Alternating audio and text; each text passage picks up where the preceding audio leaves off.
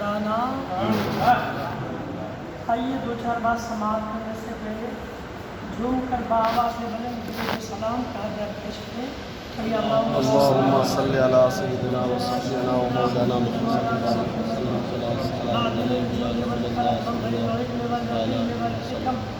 وآلہ وصحبہ وبارک وسلم دائماً ابداً کثیراً کثیرا۔ آج محرم الحرام کی بالکل پہلی تاریخ ہے۔ محرم الحرام سن 1446 ہجری شروع ہو یہاں سے، اور اسلامی سال جہاں سے شروع ہوتا ہے وہیں سے حضرت امام حسین رضی اللہ تعالیٰ عنہ کی یاد بھی تازہ ہو جاتی ہے۔ دنیا بھر میں جہاں جہاں بھی مسلمان آباد ہیں، خاص کر کے اہل سنت والجماعت، جہاں کہیں پوری دنیا میں عام طور پر محرم الحرام کی پہلی تاریخ سے محرم الحرام کے 10ویں تاریخ تک حضور امام حسین رضی اللہ تعالیٰ عنہ اور تمام شہیدان کربلا کی یاد میں محفل منعقد ہوتی ہے، ہر سال ہوتی ہے، اور جہاں جہاں مسلمان آباد ہیں ہر جگہ یہ محفل یہ مجلس منعقد ہوتی ہے تاکہ کربلا والے کی یاد نسل در نسل تک تازہ ہوتی رہے، اور امام عالی مقام امام حسین رضی اللہ تعالیٰ عنہ کی محبت نسلوں تک پہنچتی رہے، تاکہ آنے والی نسلوں کو بھی یاد رہے کہ جس اسلام کے دامن کو ہم نے تھاما ہے، اسلام بڑی قربانیوں کے بعد ہم تک پہنچا ہوا ہے۔ یوں ہی آسانی سے اسلام نہیں پہنچا، اس اسلام کو ہم تک پہنچانے کے لیے، دنیا کے کونے کونے میں اسلام کو پہنچانے کے لیے ہمارے اسلاف، بزرگوں، اللہ کے نیک بندوں، ولیوں اور صالحین کی، خاص کر کے صحابہ کرام کی اور حضور کی اہل بیت کی بڑی قربانیاں رہی ہیں۔ انہیں قربانیوں کی برکتیں ہیں کہ آج دنیا کے کونے کونے میں اسلام پھیلا ہوا ہے۔ جس اسلام کو ہم نے پایا، ہم نے قربانی نہیں دی، اس لیے ہم اسلام کی اہمیت کو نہیں جان پاتے۔ جنہوں نے اسلام کی بقا کے لیے، اسلام کی بلندی کے لیے، اسلام کی سربلندی کے لیے، اسلام کی آبادی کے لیے، اسلام کی زندگی کے لیے جنہوں نے قربانیاں دی ہیں، ان سے پوچھیں تب سمجھ میں آئے گا اسلام کی اہمیت کتنی عظیم ہے۔ اس لیے ہم ان لوگوں کی یادوں کو مناتے ہیں، تازہ رکھتے ہیں، جنہوں نے اسلام کی بقا کے لیے اپنی قربانیاں پیش کی ہیں۔ انہیں اللہ کے نیک بندوں میں سے ایک مقدس مکرم بندہ جناب حضرت امام حسین رضی اللہ تعالیٰ عنہ، آپ کی قربانی اپنے تو جانتے ہی، اسلام کی بقا کے لیے امام عالی مقام کی قربانیاں مسلمان تو جانتے ہی ہیں، حتیٰ کہ غیر مسلم میں بھی مشہور ہے امام عالی مقام کی قربانی۔ امام حسین کی شہادت جتنا اپنوں میں مشہور ہے اتنا غیروں میں بھی مشہور ہے۔ غیر مسلم بھی امام حسین رضی اللہ تعالیٰ عنہ کی شہادت کے بارے جانتے ہیں۔ ہاں، یہ اور بات ہے کہ امام حسین رضی اللہ تعالیٰ عنہ کے پیغام ہم لوگوں نے بھلا دیا ہے۔ کربلا کا مشن، کربلا کا مقصد، کربلا کیوں ہوا، امام حسین کربلا کیوں گئے، امام حسین نے کربلا کے میدان میں جام شہادت کیوں نوش کیا، اس کے پیچھے سبب کیا ہے، بہت مسلمان ان سبقوں کو جانتے بھی نہیں، پیغام کربلا معلوم نہیں۔ امام حسین کا نام تو جانتے ہیں لیکن امام حسین کا پیغام نہیں معلوم۔ امام حسین کے نام سے فاتحہ کرتے تو ہے، لیکن امام عالی مقام رضی اللہ تعالیٰ عنہ کا مشن کیا تھا وہ آج بہت سارے مسلمانوں کو نہیں معلوم۔ ہم چند لوگ بیٹھے یہاں برتا بازار، برتا موڑ کی اس مسجد میں، مسجد غوثیہ میں، اللہ کرے اس محفل میں لوگ مزید آئیں، لوگوں کا شوق ہو، لوگ کربلا کے واقعات کو سن کر کے، پیغام کربلا کو سمجھ کر کے وہ بھی جانیں اسلام کا پیغام کیا ہے، کربلا کا پیغام کیا ہے۔ انشاءاللہ مزید مجھ سے جہاں تک ہو سکے گا میں کربلا کے پیغام کے نام سے جو بھی باتیں ہوگی، جو میسج ہوگا، وہ آپ تک پہنچانے کی پوری کوشش کروں گا۔ آج پہلی شب ہے، امام عالی مقام امام حسین رضی اللہ تعالیٰ عنہ کے نام سے اس محفل کے قائم ہونے کی، اس لیے آج میں کربلا والے کی محبت کیا ہے، جس کی محبت میں ہم بیٹھے ہیں، ان کی محبت میں بیٹھنے سے ہم کو ملے گا کیا؟ امام عالی مقام امام حسین کی محبت میں چند منٹ بیٹھنے سے بیٹھنے والے کو کیا فائدہ ہوتا ہے؟ میں یہ فائدہ امام حسین رضی اللہ تعالیٰ عنہ کی محبت میں بیٹھنے کا جو فائدہ ہوتا ہے، اس کو حضور صلی اللہ علیہ وسلم کی حدیث کو کوٹ کر کے، سرکار دو عالم کی حدیث پڑھ کر کے آپ کو بتاؤں گا کہ امام حسین کی محبت میں بیٹھنے سے فائدہ کیا ہوتا ہے۔ مگر میں چند اشعار امام عالی مقام رضی اللہ تعالیٰ عنہ کی محبت میں، جس کو منقبت کہتے ہیں، میں آپ کے سماعت کے حوالے کر دوں۔ سب لوگ مل کے کہہ دیں بس سبحان اللہ، سبحان اللہ، آواز سے کہہ دیں سبحان اللہ، سبحان اللہ، جو شعر ملاحظہ کریں کہ میں 3 شعر پڑھ دیتا ہوں کہ پڑھاؤ کہہ دیں سبحان اللہ۔ سبحان اللہ۔ کربلا کربلا کربلا میں جانے کا صرف ایک بہانہ تھا، کربلا میں جانے کا صرف ایک بہانہ تھا، کہ کربلا میں جانے کا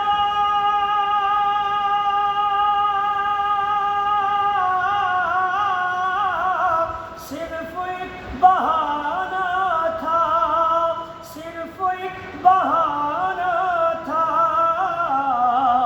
مصطفیٰ مصطفیٰ مصطفیٰ کی امت کو رب سے بخشوانا تھا، سبحان اللہ، سبحان اللہ، مصطفیٰ کی امت کو رب سے بخشوانا تھا، کربلا میں جانے کا صرف ایک بہانہ تھا۔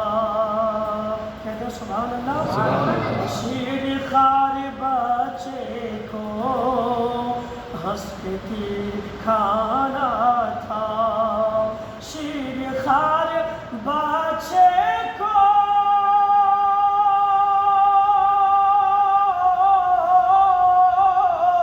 ہنس کے تیر کھانا تھا، ہنس کے تیر کھانا تھا، ارے شوق تھا شہادت کا، شوق تھا شہادت کا، پیاس کا بہانہ سبحان اللہ۔ شوق تھا شہادت کا، پیاس کا بہانہ تھا، مصطفیٰ کی امت کو رب سے بخشوانا تھا، کربلا کے ذروں سے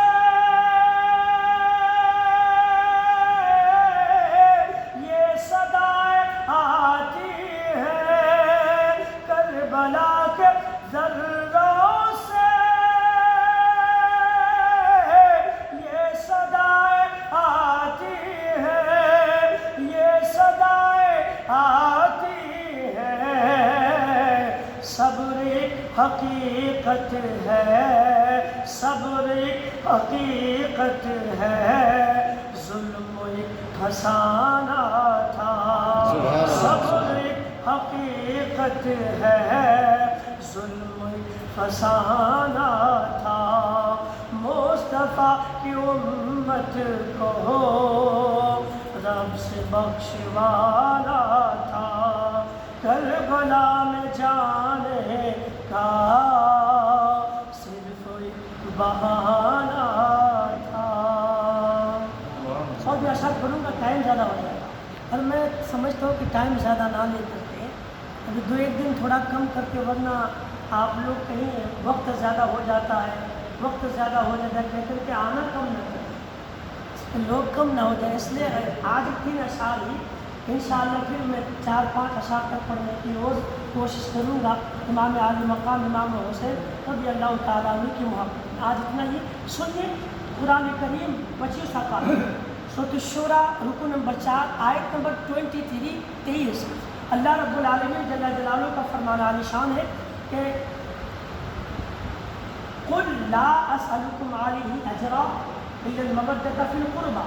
اس کا مفہوم، اس کا مطلب یہ مصطفیٰ کریم آپ فرما دیجئے کہ میں تم سے کچھ نہیں چاہتا مگر اپنے قرابت کی محبت. اس کو دھیان سے سنیے گا، یہ قرآن ہے نا، یہ تو اللہ کا فرمان ہے. اللہ رب العالمین نے کہا میرے نبی آپ کہہ دیجئے، خود آپ فرما دیجئے. کیا فرمائیے؟ لا اسألکم علیہ اجرا، میں تم سے کوئی اجرت نہیں مانگتا، میں تم سے کچھ نہیں چاہتا. الا المودۃ فی القربى، مگر اپنے قرابت دار کی محبت. یہ کیا ہے اس کا؟ یہ آیت ترجمہ تو ہم نے سن لیا، مفہوم کیا ہے، اس کے پیچھے مقصد کیا ہے؟ تو تفسیر در منصور کی ایک روایت، روح البیان کی بھی ایک روایت، اور بھی کئی کتب تفاسیر کی روایت، جس کا مفہوم علماء کرام نے بیان فرمایا کہ جب حضور صلی اللہ علیہ وآلہ وسلم ہجرت کر کے مدینہ منورہ چلے گئے اور وہاں جا کر کے آپ نے اسلام کی خدمت کی، تبلیغ دین کیا، صبح سے شام تک اب پورا ٹائم اسلام کی تبلیغ کے لیے دے دیا کرتے تھے. تو حضور کے وہ صحابہ جو مدینہ منورہ میں تھے، جن کو انصار کہا جاتا ہے، انہوں نے جب دیکھا کہ حضور صلی اللہ علیہ وسلم کے ازواج پاک بھی، نبی کے گھر کے اخراجات بھی ہیں، لیکن پیارے آقا صلی اللہ علیہ وسلم کی آمدنی کا جو ذریعہ نظر آنا چاہیے ظاہراً، وہ ہمیں نظر نہیں آتا. حضور تو سارا دین کے لیے وقف کر دیے، صبح سے شام تک لوگوں کو دین سکھاتے ہیں، دین کا پیغام دیتے ہیں، لوگوں تک ایمان کی باتیں پہنچاتے ہیں. خدمت دین کے لیے نبی نے اپنے آپ کو وقف کر دیا. تو حضور کے گھر کا خرچہ کیسے چاہیے؟ سرکاری دو عالم صلی اللہ علیہ وسلم کے گھر کا کاروبار، کھانا پینا، یہ معاملہ کیسے حل ہو؟ تو تمام صحابہ بیٹھ کر کے میٹنگ کی، اور میٹنگ کرنے کے بعد یہ بات سامنے آئی کہ جن سے جو بھی ہو سکے مال و منال، روپیہ پیسہ، کھانا پینا سب لا کر کے جمع کریں.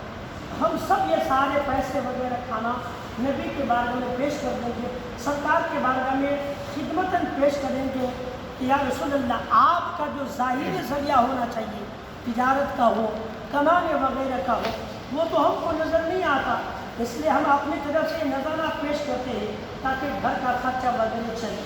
تمام صحابہ نے چندہ کیا، جمع کیا، وہ سارے مال و منال، کھانا پینا لے کر کے حضور صلی اللہ علیہ وسلم کے بارگاہ میں آئے، اور تمام صحابہ نے ان چیزوں کو نذرانہ کے طور پر نبی کے بارگاہ میں پیش کر دیا.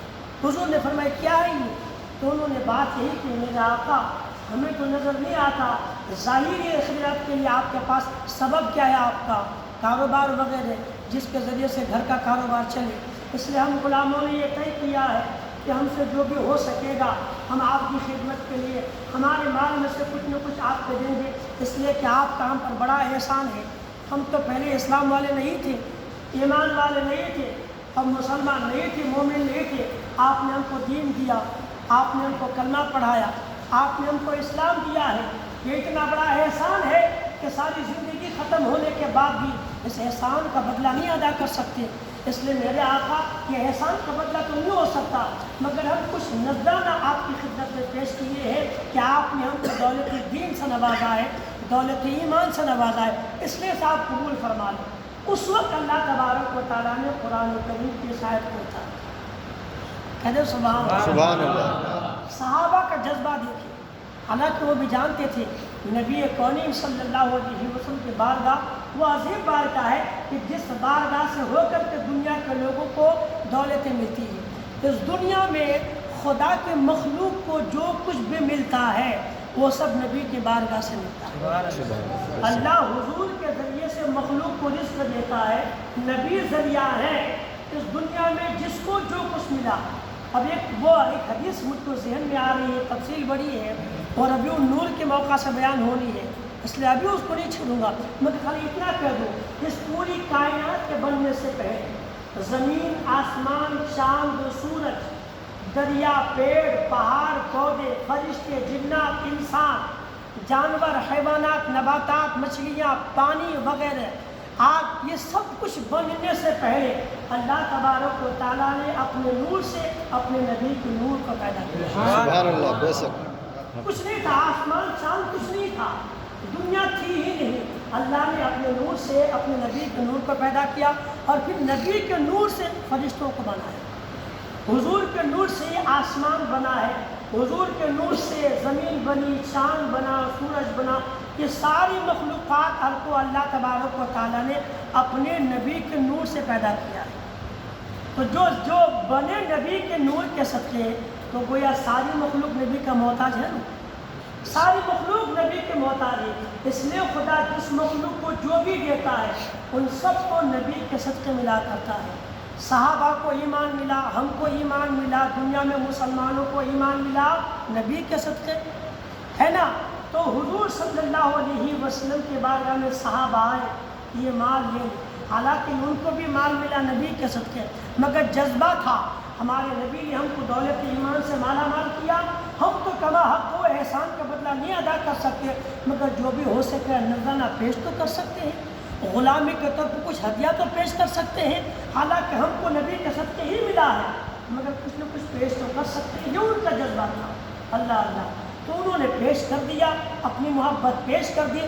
اللہ نے اسی موقع سے قرآن کریم کی یہ آیت 25 پارہ سورۃ الشورى رکو نمبر 4 آیت نمبر 23 نازل فرما دی. کیا کہا اللہ نے؟ قل، مصطفیٰ آپ اعلان کر دیجئے، لا اسألکم علیہ اجرا، اے میرے صحابیوں، اے میرے دیوانوں، تمہیں احساس ہے کہ میرے ذریعے تم کو دین ملا، میرے ذریعے تم کو ایمان ملا، میرے ذریعے تم کو یہ دولت ایمان نصیب ہوا ہے، تو میں یہ جانتا ہوں کہ تمہاری محبت ہے، مگر سنو یہ رکھ لو تم اپنے پاس، یہ مجھے مت. نبی نے کہا رکھ لو تم اپنے پاس، لا اسألکم علیہ اجرا، میں نے تم کو ایمان کے دولت سے نوازا ہے، تم کو دین دیا ہے، دولت ایمان کے دولت سے تم کو نوازا، دامن اسلام میں تم کو داخل کیا. یہ اس کے بدلے تم مجھ کو جو دینا چاہتے ہو، یہ میں نہیں چاہتا کہ تم مجھ کو اس کے بدلے پیسہ دو، مال دو، دولت دو، یہ چیزیں دو، میں نہیں چاہتا. ہاں اگر تم کچھ اس کے بدلے نہیں مگر میری محبت میں کچھ کرنا چاہتے ہو تو اللہ رب العالمین نے کہا مصطفیٰ کریم آپ ان لوگوں کو پیغام دے دیجئے، ان کے تھرو قیامت تک مسلمانوں کو پیغام ملے گا کہ نبی کو مال و منال مت دو، اگر نبی کے لیے کچھ کرنا ہی ہے تو نبی کی اولاد سے محبت کرو. بے شک. سبحان اللہ. اے قرآن ہے، یہ قرآن یہ سب نہیں بتایا گا، یہ وہی باتیں ملیں گی جہاں عاشق مصطفیٰ ہوگا. یہ عاشقان مصطفیٰ کے محفل میں یہ باتیں ملیں گی. یہ قرآن ہے نا، یہ قرآن میں سچ ہے. اللہ نے کہا لا اسألکم علیہ اجرا الا المودۃ فی القربى، مصطفیٰ کہہ دیجئے میں تم سے کوئی اجرت نہیں مانگتا، ہاں اتنا ہی کہ تم میرے قرابت داروں سے محبت کرو، جو میرے گھر والے ہیں، جو اہل بیت ہیں، جو میرے قرابت دار ہیں، ان سے محبت کرو. صحابہ نے سنا، عرض کیا رسول اللہ علیہ السلام قرابت دار کون ہے؟ تو نبی نے کہا تھا میرے قرابت دار مولا علی ہے، قرابت دار فاطمہ ہے، قرابت دار امام حسن ہے، قرابت دار امام حسین ہے. اے میرے صحابہ کچھ کرنا چاہتے ہو ان سے محبت کر لو، یہی تمہارے لیے بڑا پتہ ہے. سبحان اللہ. یہ قرآن، یہ ہے قرآن. اچھا حدیث پاک آئیے، جناب سرکار مولا علی مشکل کشا رضی اللہ تعالیٰ عنہ کی روایت ہے، فرماتے حضور صلی اللہ علیہ وآلہ وسلم کا ارشاد عالی شان ہے ادبوا اولادکم ثلاث خصال. سنیے گئے حدیث ہے، یہ آپ نے بہت واقعہ سنا ہوگا، لیکن ایمان تازہ ہوتا نبی کے فرمان سے. آپ حدیثوں کو سنیے گا اور ان حدیثوں کو انشاءاللہ دنیا کی کوئی طاغوتی طاقت رد نہیں کر پائے. یہ وہ حدیث ہے، حدیث شریف ہے. اللہ کے نبی نے کہا تھا ادبوا اولادکم ثلاث خصال. کیا کیا؟ حب نبیکم و حب اہل بیتہا و تلاوت القرآن. کہتے ہیں سبحان اللہ. سبحان اللہ. یہ نبی نے فرمایا تھا. مولا علی رضی اللہ تعالیٰ عنہ کی روایت فرماتے نبی نے کہا اپنی اولاد کو 3 چیزیں سکھاؤ. کہے سبحان اللہ. سبحان اللہ. کتنی چیزیں سکھاؤ؟ 3 چیزیں. 3 چیزیں نبی نے کہا. یہ حدیث ہے ترمذی شریف کی، غالباً ترمذی شریف ہی کی روایت ہے، سرکار مولا علی کی روایت ہے. نبی نے کہا اپنی اولاد کو 3 چیزیں سکھاؤ. اگر آج کوئی مولوی کہے اپنے اولادوں کو 3 چیزیں سکھاؤ تو کیا سکھائیں گے؟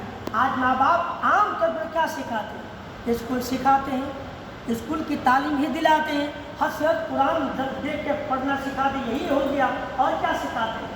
اور میں آپ سے پوچھوں کہ بتائیے 3 چیزیں کون سی جس کو نبی نے سکھانے کا حکم ہم مسلمانوں کو دیا تھا؟ تو شاید کہ آپ کو پتہ ہو۔ اللہ کے نبی نے کہا اپنی اولاد کو 3 خصلتیں سکھاؤ، 3 چیزیں سکھاؤ۔ نمبر ایک حب نبیکم، اپنی اولاد کو اپنے نبی کی محبت سکھاؤ، اپنی اولاد کو اپنے نبی کی محبت سکھاؤ۔ وحب اہل بیتہا، اور دوسری چیز ہے اپنی اولاد کو نبی کے اہل بیت کی محبت سکھاؤ، نبی کی محبت سکھاؤ اور نبی کی اہل بیت، نبی کی اولاد کی محبت سکھاؤ۔ تیسری چیز ہے وہ تلاوت القرآن، اور اپنی اولاد کو قرآن کریم کی تلاوت سکھاؤ۔ یہ حدیث، آپ یہ حدیث کو سامنے رکھیں اور اپنی زندگی رکھیں۔ آپ نے اپنی اولاد کو کیا سکھایا ہے؟ ذرا خود ہی محسوس کر لیں، کیا کبھی اپنے گھر میں بیٹھ کر کے اپنی اولاد کو نبی کی محبت کا پاٹھ پڑھایا؟ کبھی اپنی اولاد کو نبی کی محبت کا سبق سکھایا ہے؟ کبھی اپنے بچوں کو بٹھا کے کہا بیٹا زندہ رہو مر جاؤ مگر مرتے مرتے بھی اپنی محبت نبی سے کیا کرو، نبی سے پیار کرو، نبی سے محبت کرو، اس لیے کہ نبی کی محبت ایمان کا حصہ ہے۔ جس کے دل میں نبی کی محبت نہیں اس کے پاس گویا ایمان ہی نہیں ہے۔ کیا کبھی ہم نے اپنی اولادوں کو اپنے نبی کی محبت سکھایا؟ نہیں، ہم نے پیسہ کمانا سکھایا، ہم نے روپیہ جمانا سکھایا، ہم نے کام کاج کرنا سکھایا، ہم نے گاڑی گھوڑا چلانا سکھایا، بنگلہ بنانا سکھایا، کاروبار کرنا سکھایا، اسکول پڑھانا سکھایا، مگر کتنے مسلمان ہیں جو اپنی اولاد کو نبی کی محبت سکھاتے ہیں؟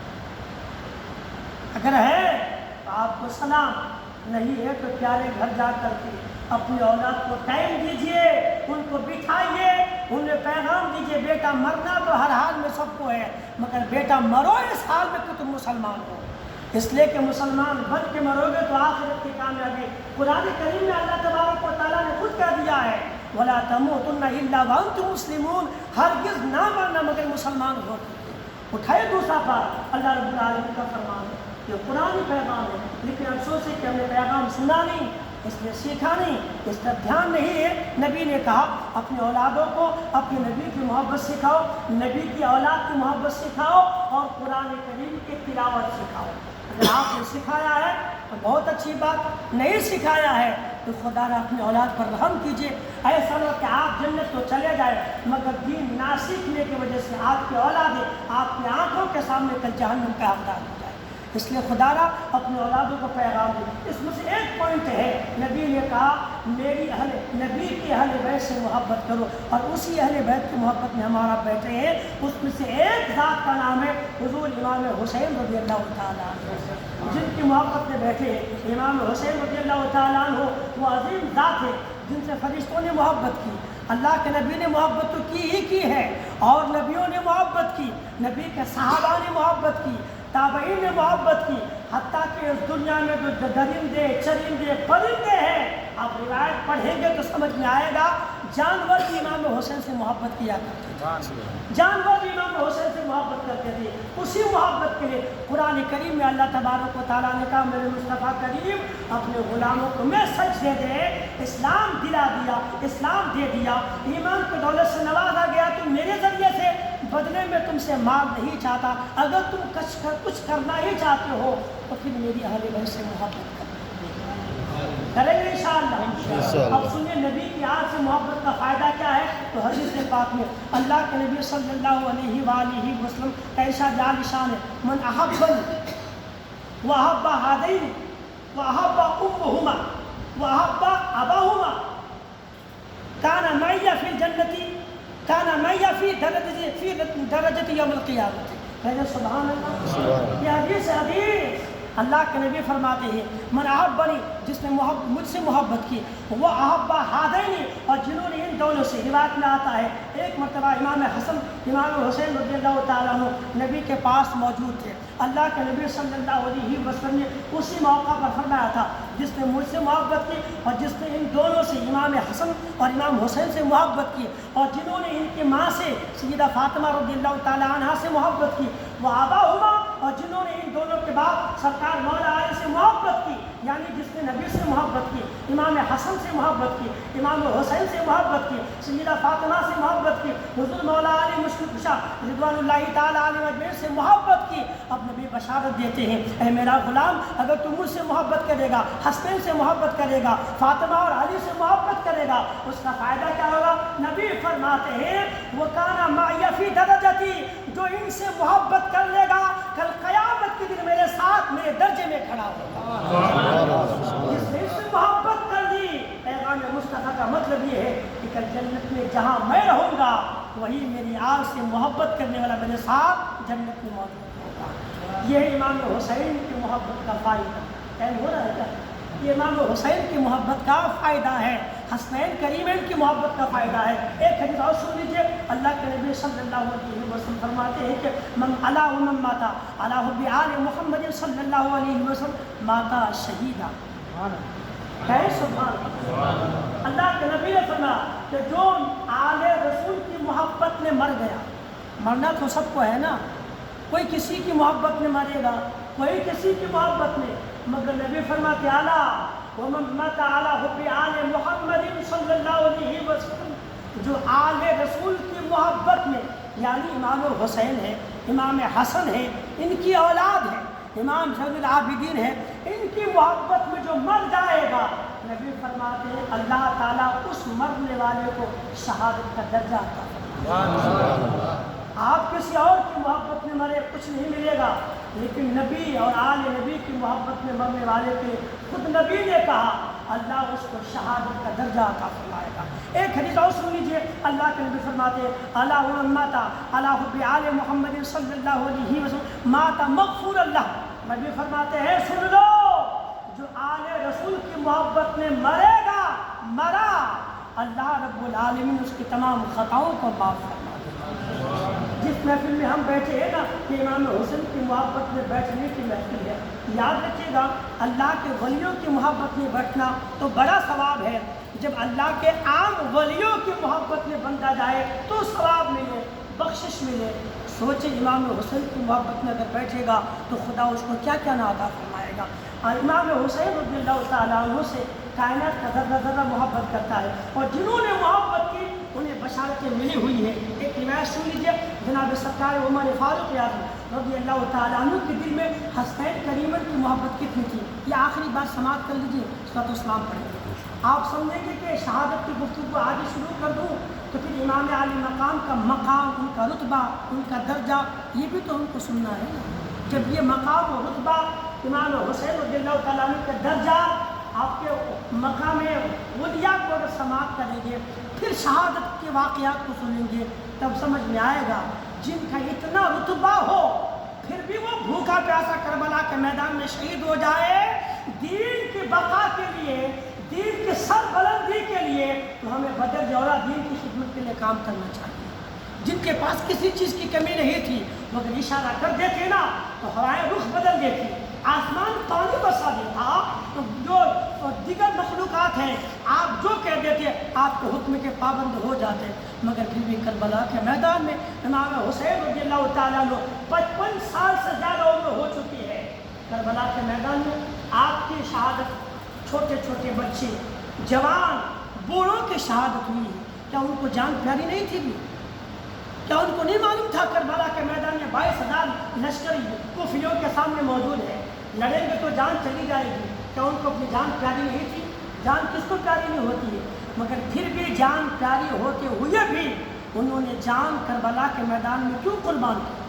اس کا پیغام قرآن سے سن لیا، پھر آج نہیں۔ جو اللہ کی راہ میں کسی میدان میں اپنی جان قربان کر دیتا ہے پھر خدا اس کو انعام کیا دیتا ہے؟ جاننا چاہیں گے انشاءاللہ؟ بولے جانیں گے انشاءاللہ؟ یہ آج نہیں، کل یا پرسوں انشاءاللہ آپ کو بتاؤں گا کہ رائے خدا میں جان دینے والے کو خدا کتنا بڑا انعام عطا فرماتا ہے۔ سب کو جان پیاری ہوتی ہے، لیکن کربلا کے میدان میں امام حسین نے اپنے پریوار کی جان قربان کر دی اس اسلام کی بقا کی۔ انہوں نے وطن قربان کیا، اپنی جانیں قربان کر دی، سب کچھ قربان کر دیا۔ ہم صرف ان کی محبت میں آدھا گھنٹہ بیٹھ بھی نہیں سکتے، آدھا گھنٹہ قربان کرنا ہوتا وہ بھی ہم سے نہیں ہوتا ہے۔ سوچیے ہم کس منہ سے آج جتنے لوگ کہتے ہیں میں امام حسین کا شہدائی ہوں، کیسے کہہ پائیں؟ خیر اللہ رب العالمین نے ہم سب کو عمل کی توفیق عطا فرمائے۔ سرکار فاروق اعظم رضی اللہ تعالیٰ عنہ کے پاس مدائن ایک ملک ہے، وہ مدائن جب فتح ہوا نا، وہاں سے مال غنیمت مدینہ منورہ آیا۔ جب مال غنیمت مدینہ منورہ آیا تو سرکار فاروق اعظم رضی اللہ تعالیٰ عنہ ان مال غنیمت کو تقسیم کرنے لگے، مسلمانوں کے درمیان بانٹنے لگے۔ امام حسن اور امام حسین رضی اللہ تعالیٰ عنہ بھی آئے، مال غنیمت کو جو آپ کا حصہ بنتا تو بولیں گے سرکار فاروق اعظم رضی اللہ تعالیٰ عنہ سے۔ امام حسن امام حسین نے کہا کہ اے امیر المومنین، جو ہمارا حق ہوتا ہے آپ ہم کو عطا فرما دیں۔ اب بے شک کیوں نہیں، جو آپ کا حق ہے آپ ضرور لے سکتے ہیں۔ 1000 درہم فاروق اعظم رضی اللہ تعالیٰ عنہ نے امام حسن کو دے دیا۔ اس کے بعد امام حسین آئے، آپ نے بھی 1000 درہم دے دیا۔ ان کے بعد فاروق اعظم رضی اللہ تعالیٰ عنہ کو خود کا بیٹا جناب عبداللہ ابن عمر رضی اللہ تعالیٰ عنہ آ گئے تو آپ نے ان کو 500 درہم دیا۔ سنیے گا، محبت حسین، محبت حسن، 1000 دینار امام حسن کو امام حسین کو دی، اور خود کا بیٹا ان کے بعد آیا تو ان کو 500 دینار دی۔ جناب عبداللہ نے کہا کہ ابا حضور، آپ نے امام حسن کو اور حسین کو 1000 دینار دیا، جب کہ وہ بچے تھے مدینہ میں کھیلتے تھے، میں جوان تھا، لڑائی کے میدان میں ہوتا تھا، تو مجھ کو 1000 کیوں نہیں، مجھ کو 500 ہی کیوں؟ آپ بھی کہہ سکتے ہیں، کوئی بھی کہے ان کو 1000، مجھے خالی 500 کیوں؟ انہوں نے بھی کہا ابا حضور مجھے خالی 500 کیوں؟ تو فاروق اعظم نے کہا بیٹا تمہیں بھی 1000 مل جاتا، لیکن پہلے امام حسین جیسا مقام تو لے کے آؤ۔ بیٹا تجھے بھی 1000 ملے گا، لیکن امام حسین جیسا رتبہ تو لے کر کے آؤ، ان کے جیسا مقام تو لے کے آؤ۔ کیا تو جانتا نہیں ان کا نانا نبیوں کا سردار ہے؟ کیا تجھے پتہ نہیں ان کے بابا ولیوں کا سردار ہے؟ کیا تجھے پتہ نہیں ان کی ماں جنتی خاتونوں کے سردار ہے؟ کیا تجھ کو پتہ نہیں خود امام حسن امام حسین جنتی جوانوں کے سردار ہیں، جن کی ماں جنتی جہالتوں کے سردار ہو، جن کے باپ ولیوں کے سردار ہو، جن کے نانا نبیوں کے سردار ہو، جن کی خالائیں لاجواب ہیں، جن کی پھپھویں لاجواب ہیں۔ بیٹا جب گھرانہ ایسا ہوتا ہے تو انعام ایسا ہوا کرتا ہے۔ اگر انعام ایسا چاہتے ہو تو پہلے گھرانہ ایسا لے کر کے آؤ۔ تو کہا امام حسین کی بات کہا، ان کا درجہ بڑا ہے، اس لیے بیٹا ان کو 1000 کا انعام ملا ہے۔ تیرے پاس بھی اگر نانا ایسا ہوتا، تیرے پاس بھی اگر ماں ایسی ہوتی، تیرے پاس بھی اگر خالو ایسے ہوتے، خالائیں ایسے ہوتی تو بیٹا تجھے بھی ملتا، مگر ان کا رتبہ بڑا ہے، اس لیے ان کا درجہ بڑا ہونے کی وجہ سے انعام بڑا ہے۔ قرآن کریم نے کیا پیغام دیا؟ قل لا اسألکم علیہ اجرا الا المودۃ فی القربى۔ مصطفیٰ ان سے کہہ دیجئے مال نہ دو، دولت نہ دو، پیسہ نہ دو، اگر اس دولت ایمان پانے کے بعد کچھ دینا ہی چاہتے ہو تو جب تک زندہ رہو میری آل سے محبت کیا۔ انشاءاللہ بور تو نہیں ہو رہے نا؟ اچھا لگ رہا ہے یہ سب بات، سمجھ میں آ رہی؟ تو روز آئیں گے انشاءاللہ، سب لوگ بولے انشاءاللہ۔ ٹائم 5-10 منٹ آگے پیچھے ہو سکتا ہے، لیکن میرے یارو ایک بات بتاؤ تو یہ محفل آپ کی کبھی برباد ہو، یہ محفل میں بیٹھنا قیامت میں کام آئے گا انشاءاللہ۔ امام نبی نے کہہ دیا نا، امام حسین سے جو محبت کر لے گا اللہ کے نبی نے کہا قیامت میں میرے ساتھ کھڑا۔ اس لیے امام حسین کی محبت میں محفل پاک میں خود بھی آئے، اس کو میسج کو عام کرے، بیتا مور میں جو بھی اور عاشقان مصطفیٰ ہے، امام حسین کے چاہنے والے سنی مسلمان ہیں، ان تک پیغام پہنچا کے آئے ہیں۔ قرآن اور حدیث کی روشنی میں کربلا کا پیغام سماعت کر کے اپنے ایمان کو زندہ و تابع کریں۔ ہمارا السلام علیکم ورحمۃ اللہ وبرکاتہ۔